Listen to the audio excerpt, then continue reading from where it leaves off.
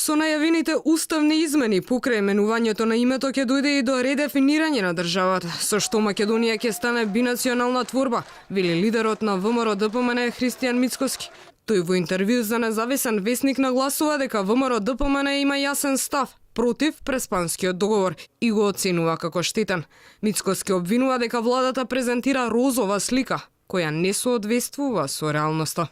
Во уставните амандмани кои власта ги наметнува, но ги крие од јавноста, се крие Пандорина кутија не само за промена на уставот од цел преименување, туку и редефинирање на државата.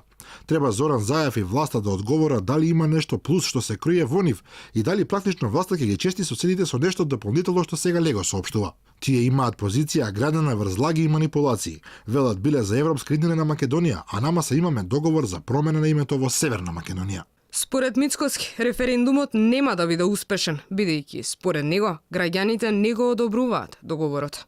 Целокупната политика на власта доживува дебакл и овие денови практично тие се соочуваат со реалноста која покажува дека народот го отфрла со сила натурениот договор, нешто на што предупредував. Во една таква состојба оваа недела власта и медиумските мегафони влегуваат во сценарио на наоѓање на виновници за тој нивен крах, односно сценарио за префрлање на вината, бидејќи вложени се пари, даден е зборот, но нема резултати, бидејќи народот не наседнува на нивните лаги. Мицкоски во интервјуто вели дека со ваква власт интеграција во Европската Унија е невозможна мисија, а изразува и сомнеж дека премиерот Зоран Заев договорил нова бенефиција за албанската заедница во пресрет на претседателските избори.